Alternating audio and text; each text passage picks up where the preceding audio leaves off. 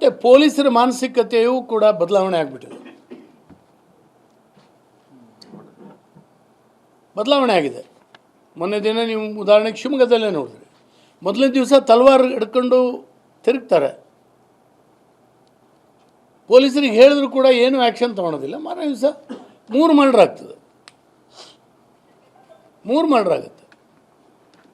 ಇದರ ಅರ್ಥ ಏನು?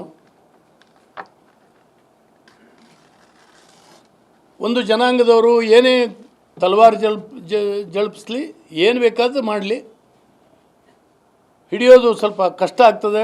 ಸರ್ಕಾರ ಬದಲಾವಣೆ ಆಗಿದೆ ಅಂತ ಅವ್ರಿಗೆ ಕೂಡ ಗೊತ್ತಿದೆ.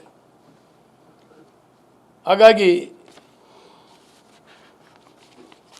ಅವ್ರ ಮೇಲೆ ಕ್ರಮ ತಗೊಳ್ಳೋದಿಲ್ಲ.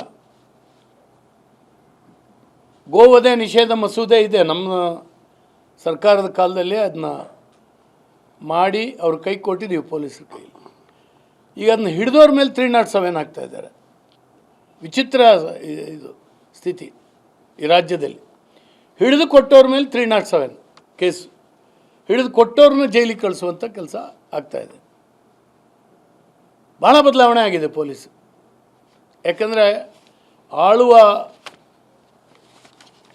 ಪ್ರಭುಗಳ ಆಣತಿ ಹೀಗೆ ಇದೆ ಅಂತೇಳಿ ಹೇಳಿ ಅವರು ಅರ್ಥ ಮಾಡ್ಕೊಂಡು ಮಾಡ್ತಾಯಿದ್ದಾರೆ. ಮತ್ತು ಅನೇಕ ಸಾರಿ ರಾಜಕೀಯವಾಗಿ ಸೇಡಿನ ಮನೋಭಾವದಿಂದ ಪೊಲೀಸರನ್ನ ಇನ್ಫ್ಲುಯೆನ್ಸ್ ಮಾಡಿ ಇವತ್ತು BJP ಕಾರ್ಯಕರ್ತರ ಮೇಲೆ ರೌಡಿ ಲಿಸ್ಟನ್ನು ಓಪನ್ ಮಾಡುವಂಥದ್ದು, ಕೇಸ್ಗಳನ್ನು ಹಾಕುವಂಥದ್ದು, ಇಂತಿಂಥ ಸೆಕ್ಷನ್ಗಳನ್ನೇ ಹಾಕು ಅಂತೇಳಿ ಹೇಳಿ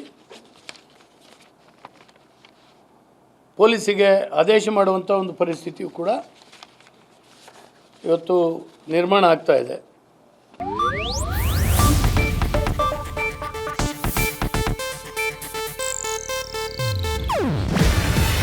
ಇದು ಏಷ್ಯಾನೆಟ್ ನ್ಯೂಸ್ ನೆಟ್ವರ್ಕ್ ಪ್ರಸ್ತುತಿ. ನೀವು ನೋಡ್ತಿದ್ದೀರಾ ಏಷ್ಯಾನೆಟ್ ಸುವರ್ಣ ನ್ಯೂಸ್.